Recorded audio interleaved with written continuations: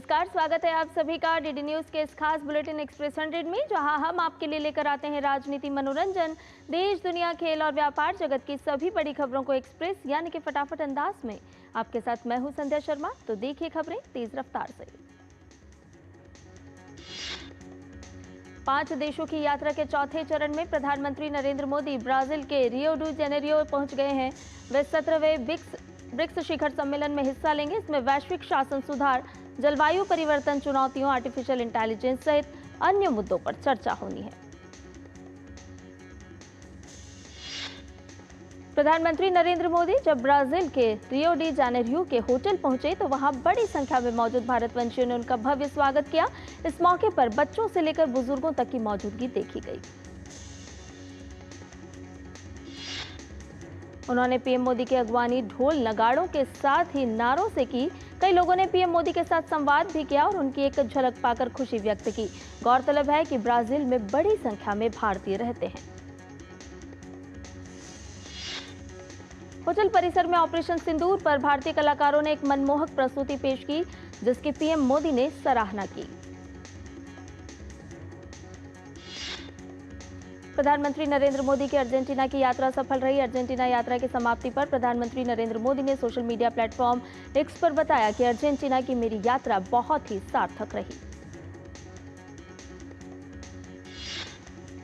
Argentina दौरे पर प्रधानमंत्री नरेंद्र मोदी ने राष्ट्रपति हैवियर मिले के साथ प्रतिनिधिमंडल स्तर की बातचीत की। दोनों देशों ने व्यापार, अंतरिक्ष, स्वास्थ्य, फार्मा समेत दूसरे अन्य क्षेत्रों में सहयोग बढ़ाने पर जोर दिया। अर्जेंटीना के राष्ट्रपति हैवियर मिले ने प्रधानमंत्री नरेंद्र मोदी का स्वागत प्रेसिडेंशियल पैलेस कासा रोसादा में किया। यहां औपचारिक रूप से प्रधानमंत्री का स्वागत हुआ। प्रधानमंत्री नरेंद्र मोदी को ब्यूनस आयर्स की सिटी गवर्नमेंट के प्रमुख जॉर्ज मैक्री ने ब्यूनस आयर्स शहर की चाबी प्रदान की। प्रधानमंत्री नरेंद्र मोदी ने ब्यूनस शहर की चाबी मिलने पर कहा कि इसे पाकर वे गौरवान्वित महसूस कर रहे हैं। इसके बाद महात्मा गांधी की प्रतिमा पर श्रद्धांजलि अर्पित की। सत्य, अहिंसा और मानवता के बल पर महात्मा गांधी ने पूरी दुनिया में सह अस्तित्व, करुणा और सहयोग के मूल्यों को जीवंत किया था। शांति निकेतन के संस्थापक गुरुदेव रविंद्रनाथ टैगोर की प्रतिमा पर प्रधानमंत्री ने श्रद्धांजलि अर्पित की। प्रधानमंत्री ने अर्जेंटीना की राजधानी ब्यूनस आयर्स में गुरुदेव की प्रतिमा स्थित है। अर्जेंटीना की राजधानी ब्यूनस आयर्स में प्रधानमंत्री नरेंद्र मोदी ने होसे दे सेन मार्टिन मेमोरियल पहुंचकर श्रद्धांजलि अर्पित की। जनरल सेन मार्टिन ने स्पेन से अर्जेंटीना को आजादी दिलाने में अहम भूमिका निभाई थी। अर्जेंटीना में प्रधानमंत्री नरेंद्र मोदी और राष्ट्रपति हैवियर मिले की हुई मुलाकात और चर्चा के बारे में विदेश मंत्रालय के पूर्वी मामलों के सचिव पी कुमरन ने जानकारी दी। उन्होंने बताया कि दोनों नेताओं ने द्विपक्षीय संबंधों पर विस्तार से चर्चा की। व्यापार के विविधीकरण और विस्तारीकरण को लेकर दोनों ही नेताओं ने सहमति जताई। वहीं दक्षिण अमेरिकी देशों का एक क्षेत्रीय व्यापार संगठन मर्कोसुर, जिसमें अर्जेंटीना, ब्राजील, पैराग्वे, उरुग्वे और वेनेजुएला शामिल हैं। वहीं भारत के ग्रामीण और कृषि क्षेत्र में ड्रोन क्रांति, खास तौर पर ड्रोन दीदी की सफलता को प्रधानमंत्री ने बताया। दोनों देश कृषि डेयरी क्षेत्र में सहयोग को बढ़ाएंगे। साथ ही दोनों नेताओं ने एक ज्वाइंट वर्किंग कमेटी के गठन को लेकर भी निर्देश दिए।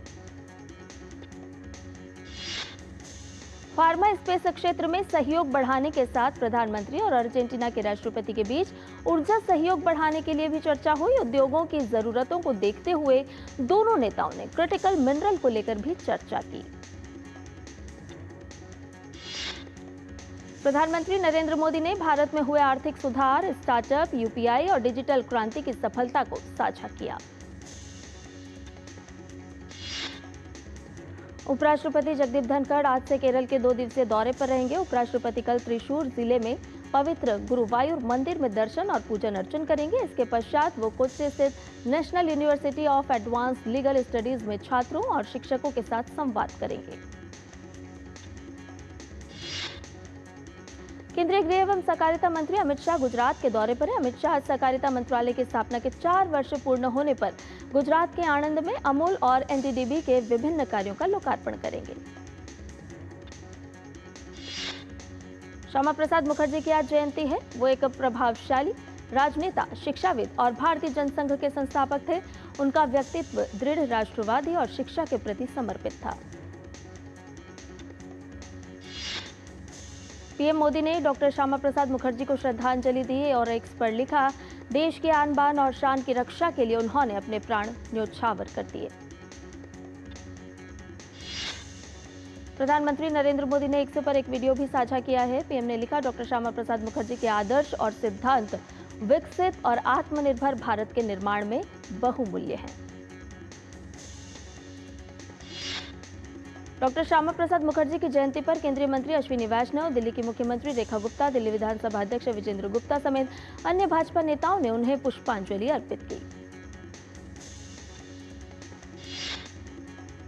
तिब्बती आध्यात्मिक गुरु दलाई लामा का आज 90वां जन्मदिन है। हिमाचल के शिमला में दलाई लामा के जन्मदिन के अवसर पर न केवल भारत से बल्कि दुनिया के कोने कोने से लोग पहुंच रहे हैं। पीएम मोदी ने दलाई लामा के जन्मदिन के अवसर पर शुभकामनाएं देते हुए कहा, दलाई लामा को उनके 90वें जन्मदिन पर हार्दिक शुभकामनाएं। वे प्रेम, करुणा, धैर्य और नैतिक अनुशासन के चिरस्थायी प्रतीक रहे हैं। हम उनके निरंतर अच्छे स्वास्थ्य और दीर्घायु की कामना करते हैं। केंद्रीय मंत्री किरेन रिजिजू कल कांगड़ा में उनके जन्मदिन समारोह में शामिल हुए। कांगड़ा में दलाई लामा के जन्मदिन के मौके पर पूरा भक्तिमय और उत्सवपूर्ण माहौल है। देवशयनी एकादशी के अवसर पर श्रद्धालुओं ने प्रयागराज में पूजा अर्चना की और संगम में पवित्र डुबकी लगाई। इस दौरान लोगों का उत्साह चरम पर था। पीएम मोदी ने देशवासियों को आषाढ़ी एकादशी की शुभकामनाएं देते हुए कहा, ये पावन अवसर हर किसी के लिए फलदायी सिद्ध हो, यही कामना है। महाराष्ट्र में आज के दिन भगवान विट्ठल और देवी रुक्मणी की पूजा का विशेष महत्व होता है। इस मौके पर महाराष्ट्र के मुख्यमंत्री देवेंद्र फडणवीस भी श्री विट्ठल रुक्मणी मंदिर समिति द्वारा आयोजित कार्यक्रम में शामिल हुए और महापूजा की। महाराष्ट्र के उप मुख्यमंत्री एकनाथ शिंदे ने भी आषाढ़ी एकादशी के अवसर पर वडाला में विट्ठल रुक्मणी मंदिर में भगवान विट्ठल और देवी रुक्मणी की पूजा की। आज मुहर्रम की 10वीं तारीख यानी यौम आशुरा है। पीएम मोदी ने हजरत इमाम हुसैन द्वारा की गई कुर्बानियों को याद करते हुए एक्स पर लिखा कि वो लोगों को विपरीत परिस्थितियों में भी सच्चाई का साथ देने के लिए प्रेरित करते हैं। बिहार के दरभंगा में मुहर्रम के अवसर पर चौकी मिलान के दौरान 11,000 वोल्ट के हाईटेंशन तार के संपर्क में ताजिए के आने से 50 लोग झुलस गए और एक की मौत हो गई। घायलों का इलाज डीएमसीएच और आसपास के प्रखंडों के पीएचसी में चल रहा है। कई लोगों की हालत गंभीर बताई जा रही है। दिल्ली एनसीआर के रेजिडेंट वेलफेयर एसोसिएशन के साथ साझेदारी में आयोजित fit India Sunday on cycle कार्यक्रम के तहत लोगों ने साइकिल चलाई और फिट रहने का संदेश भी दिया। श्री अमरनाथ गुफा मंदिर के दर्शन के लिए हर रोज सैकड़ों तीर्थयात्री जा रहे हैं और उनका उत्साह भी देखते ही बन रहा है। इस बीच तीर्थयात्रियों का 5वां जत्था बालताल मार्ग के लिए रामबन जिले के चंद्रकोट पहुंचा। यात्रा के दौरान उन्होंने हर हर महादेव के उद्घोष लगाए और भारत सरकार प्रशासन की ओर से की गई व्यवस्था की जमकर प्रशंसा की। अमरनाथ यात्रा को लेकर केंद्रीय मंत्री डॉक्टर जितेंद्र सिंह ने कहा कि देश और विदेश से प्रत्येक वर्ग के लोग अमरनाथ यात्रा में शामिल हो रहे हैं। केंद्रीय मंत्री ने कहा कि अभी तक 26 से 27 हजार यात्रियों ने अमरनाथ यात्रा के दर्शन किए हैं। उनकी सुरक्षा व्यवस्था में कोई कमी नहीं है। राष्ट्रीय जांच एजेंसी ने डंकी मार्ग के जरिए अमेरिका में मानव तस्करी के एक मामले में शामिल 2 लोगों को गिरफ्तार किया है। अधिकारियों ने बताया कि हिमाचल प्रदेश और दिल्ली में छापेमारी के बाद आरोपियों को गिरफ्तार कर लिया गया। केंद्रीय वाणिज्य एवं उद्योग मंत्री पीयूष गोयल ने राहुल गांधी द्वारा अमेरिका के साथ भारत की व्यापार वार्ता पर दिए गए बयान पर प्रतिक्रिया देते हुए कहा, राहुल गांधी को अब कोई गंभीरता से नहीं लेता क्योंकि वो, उनके साथी और उनकी पार्टी लगातार नकारात्मकता फैलाते रहते हैं। भाजपा के राष्ट्रीय अध्यक्ष और केंद्रीय मंत्री जगत प्रकाश नड्डा ने हिमाचल के बिलासपुर में राष्ट्रीय उच्च मार्ग प्राधिकरण के उच्च अधिकारियों के साथ बैठक की। बैठक में उन्होंने प्रदेश के संबंधित प्रोजेक्ट्स के विकास कार्यों की समीक्षा की। पंजाब नेशनल बैंक के घोटाले में भगोड़ा घोषित नीरव मोदी के भाई नेहाल मोदी को अमेरिका में गिरफ्तार कर लिया गया है। भगोड़े नीरव मोदी के भाई नेहाल मोदी को अमेरिका में गिरफ्तार किया।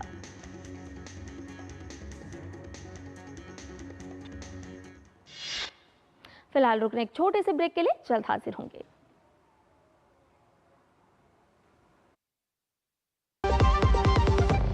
सस्ते वाले दाल मसाले स्वाद हुआ बेकार। एमडीएच की हल्दी मिर्ची धनिया करे कमाल। ये रंग दे, ये खुशबू दे, ये तीखा, ये कम पड़े। क्या निराला एमडीएच मसाला।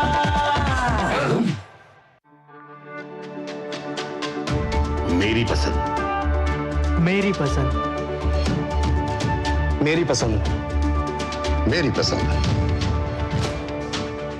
हमारी पसंद, हम सबकी पसंद। मजबूत देश का मजबूत सरिया हो गया स्टील।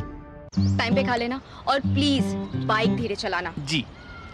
और ये तुम्हारी सेफ्टी के लिए। अरे एक बात तो रह गई। LIC ये हमारी सेफ्टी के लिए। दिल की सुनो, LIC चुनो। LIC हर पल आपके साथ।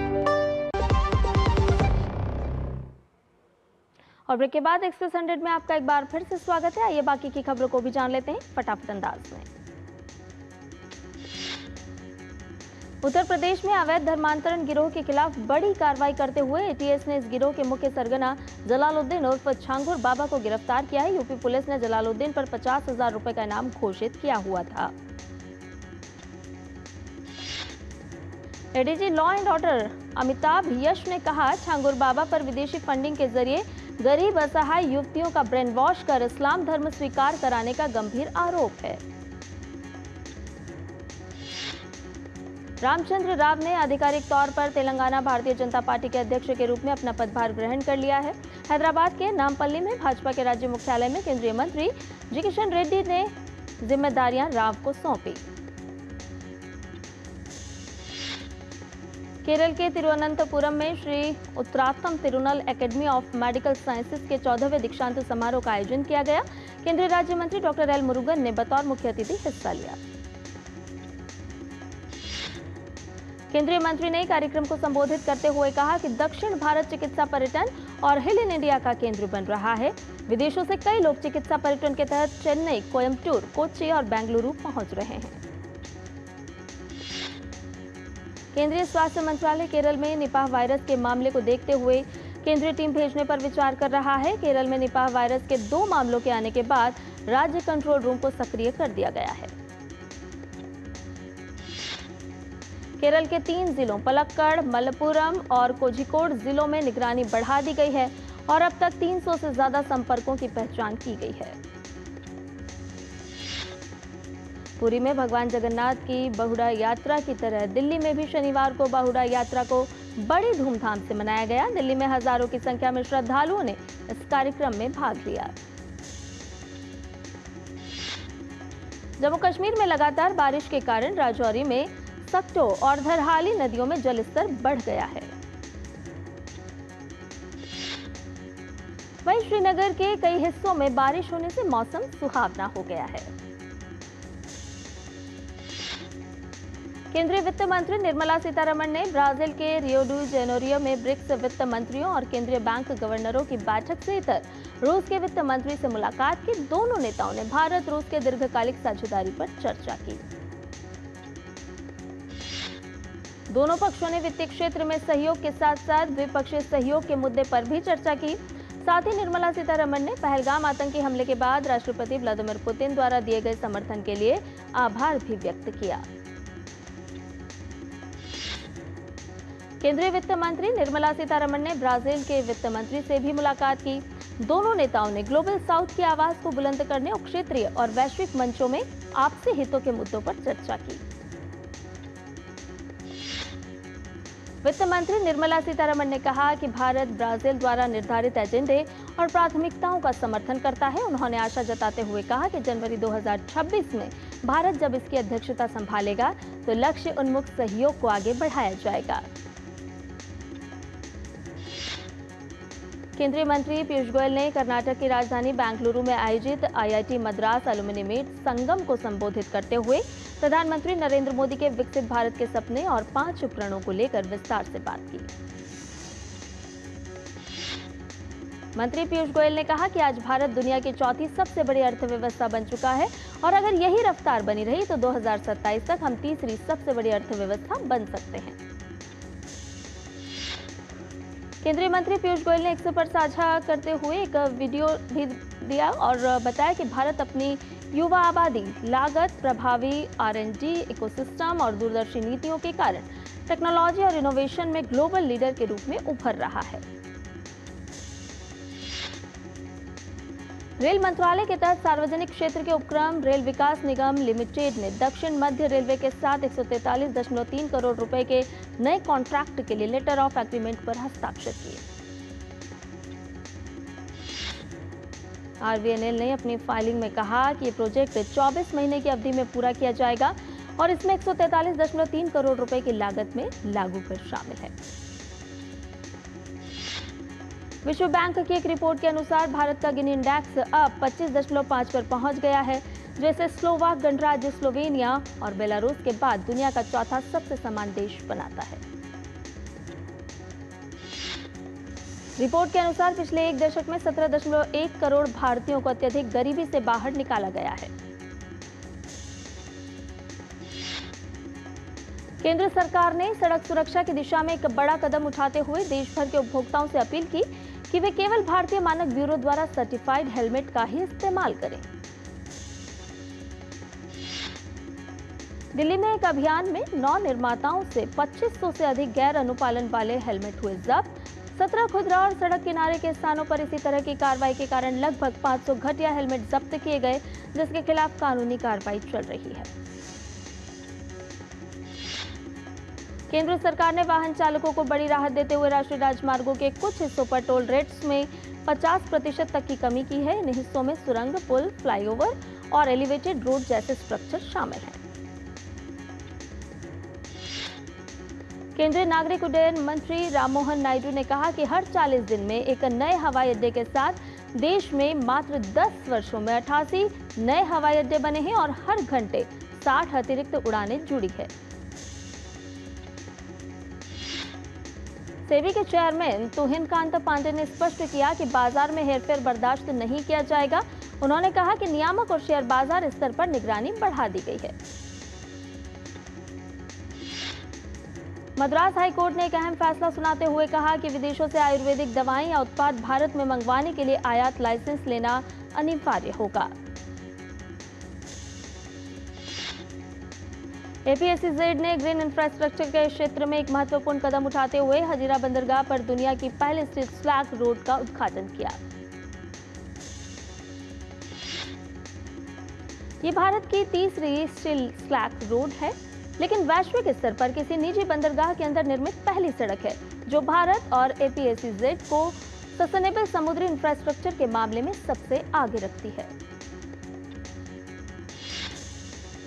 ओडिशा सरकार ने HDFC बैंक, ICICI बैंक और एक्सिस बैंक पर प्रतिबंध हटाया और उन्हें सरकारी कामकाज संभालने की अनुमति दी। रियल एस्टेट कंपनी व्हाइटलैंड कॉरपोरेशन ने गुरुग्राम में अपनी आगामी आवास परियोजना के लिए एलुवालिया कॉन्ट्रैक्ट्स और कल्पतरु प्रोजेक्ट्स को 2000 करोड़ रुपए के निर्माण कार्य के ऑर्डर दिए। IRCTC 25 जुलाई 2025 से महज 1.17 लाख रुपए में अपनी 5वीं विशेष श्री रामायण यात्रा ट्रेन कर रहा है शुरू। ये यात्रा दिल्ली के सफदरजंग स्टेशन से शुरू होकर 17 दिनों में अयोध्या, बक्सर, वाराणसी, प्रयागराज, चित्रकूट, नासिक और रामेश्वरम सहित 30 से ज्यादा राम की लीला से जुड़े तीर्थ स्थलों को कवर करेगी।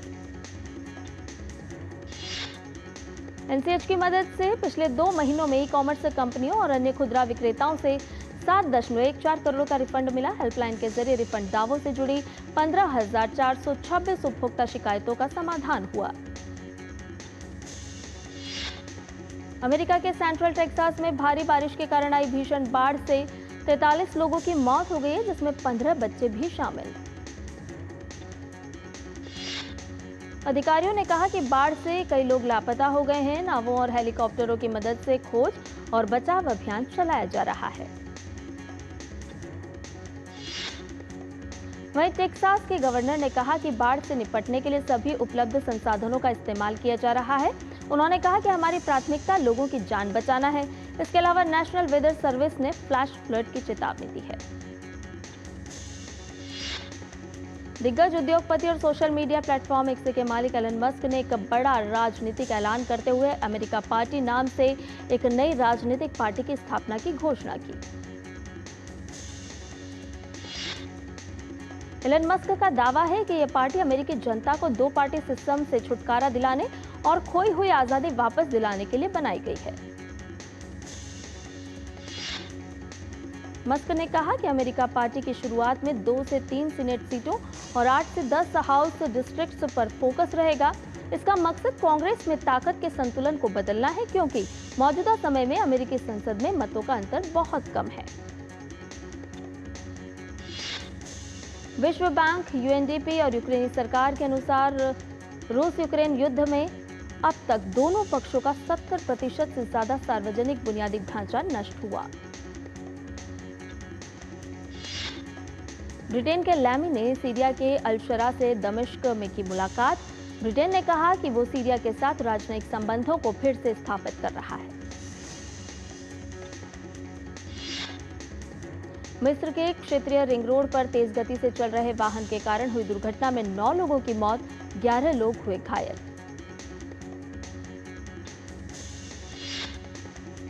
यूक्रेनी राष्ट्रपति व्लादिमीर ज़ेलेंस्की ने कहा कि इस सप्ताह अमेरिकी राष्ट्रपति डोनाल्ड ट्रंप के साथ वायु रक्षा मुद्दों पर हुई चर्चा उनकी नवीनतम बातचीत सबसे अच्छी और उपयोगी रही। ज़ेलेंस्की ने कहा कि दोनों नेताओं ने कई अन्य महत्वपूर्ण मामलों पर चर्चा की, जिन पर दोनों पक्षों के अधिकारी आगामी बैठकों में विचार करेंगे। इजरायली प्रदर्शनकारियों ने सरकार के खिलाफ तेल अवीव की सड़कों पर किया प्रदर्शन और इजरायली सरकार से गाजा में संघर्ष को समाप्त करने का आह्वान भी किया। भारत और इंग्लैंड के बीच दूसरे टेस्ट मैच में टीम इंडिया का शानदार प्रदर्शन जारी। चौथे दिन का खेल खत्म होने तक भारत ने हासिल की 536 रन की बढ़त। भारत ने अपनी दूसरी पारी 6 विकेट पर 427 रन पर घोषित की और 607 रनों की बड़ी बढ़त हासिल कर मेजबान टीम के सामने 608 रनों का लक्ष्य रखा। भारतीय गेंदबाजों ने दूसरी पारी में टीम को अच्छी शुरुआत दिलाई और इंग्लैंड को 3 झटके दिए। भारत की ओर से आकाशदीप ने 2 विकेट लिए, जबकि मोहम्मद सिराज को 1 विकेट मिला। भारत को अब 5वें और आखिरी दिन जीत के लिए 7 विकेट लेने होंगे, जबकि इंग्लैंड को जीत दर्ज करनी है तो 536 रन बनाने होंगे। भारतीय भाला फेंक स्टार नीरज चोपड़ा ने बेंगलुरु में आयोजित हुए एनसी क्लासिक टूर्नामेंट का खिताब अपने नाम कर लिया है। एनसी क्लासिक टूर्नामेंट के पहले संस्करण में नीरज चोपड़ा ने 86.18 मीटर थ्रो के साथ स्वर्ण पदक जीता। टूर्नामेंट में केन्या के जूलियस येगो ने चौथे प्रयास में 84.51 मीटर सर्वश्रेष्ठ थ्रो के साथ रजत पदक अपने नाम किया। बांग्लादेश क्रिकेट बोर्ड और बीसीसीआई ने आपसी सहमति से अगस्त 2025 में भारत बांग्लादेश के बीच होने वाले 3 वनडे और 3 टी20 अंतर्राष्ट्रीय मैचों की सीरीज को अगले साल तक के लिए टालने का फैसला किया। भारत बांग्लादेश के बीच ये सीरीज 3 वनडे और 3 टी20 अंतर्राष्ट्रीय मैचों की है, जिसे अब सितंबर 2026 में आयोजित किया जाएगा। बांग्लादेश क्रिकेट बोर्ड ने कहा कि वो सितंबर 2026 में अपेक्षित इस सीरीज के लिए भारत का स्वागत करने को है तैयार। इस दौरे की नई तारीखों और कार्यक्रम की घोषणा जल्द की जाएगी। विश्व मुक्केबाजी कप में भारतीय खिलाड़ियों का शानदार प्रदर्शन है जारी। भारत के मीनाक्षी, साक्षी, पूजा रानी, हितेश और जुगनू ने अस्ताना विश्व मुक्केबाजी कप में शानदार प्रदर्शन के साथ फाइनल में जगह बनाई। भारत का मुक्केबाजी दल रविवार को अंतिम दिन कम से कम 6 स्वर्ण पदकों के लिए प्रतिस्पर्धा करेगा। भारत ने विश्व मुक्केबाजी कप में 11 पदक पक्के कर लिए हैं, जबकि अविनाश जामवाल पुरुष वर्ग के 63 किलोग्राम भार वर्ग में अभी भी फाइनल में जगह बनाने की दौड़ में है। स्पेशल ओलंपिक भारत उत्तर प्रदेश ने गाजियाबाद के मोदीनगर में राज्य स्तरीय खेल चैंपियनशिप और राष्ट्रीय टीम चयन शिविर का आयोजन किया। इस आयोजन में बौद्धिक अक्षमता वाले 400 से ज्यादा खिलाड़ियों ने हिस्सा लिया। राज्य स्तरीय खेल चैंपियनशिप 9 खेल विधाओं में आयोजित की गई, जिनमें उल्लेखनीय प्रतिभा और उत्साह का प्रदर्शन किया गया। उत्तर प्रदेश सरकार के सामाजिक कल्याण मंत्री असीम अरुण और पिछड़ा वर्ग कल्याण एवं दिव्यांगजन सशक्तिकरण मंत्री नरेंद्र कश्यप मुख्य अतिथि के रूप में शामिल हुए। स्पेशल ओलंपिक्स भारत उत्तर प्रदेश के अध्यक्ष मनोज शुक्ला भी कार्यक्रम में शामिल हुए। स्पेशल ओलंपिक भारत उत्तर प्रदेश के अध्यक्ष मुकेश शुक्ला ने एथलीटों के प्रयासों की सराहना की। इस चैंपियनशिप का उद्देश्य राष्ट्रीय टीम के लिए प्रतिभा की पहचान करना था। बीजिंग में आयोजित पैरा एशियन तीरंदाजी चैंपियनशिप की W1 कैटेगरी में भारत के नवीन दलाल और निरुद्दीन ने टीम इवेंट में कांस्य पदक जीता। वहीं पूजा नारा और भावना ने भी टीम इवेंट में कांस्य पदक जीतने में कामयाबी हासिल की। और एक्सप्रेस न्यूज में फिलहाल इतना ही। मुझे दीजिए अनुमति। नमस्कार।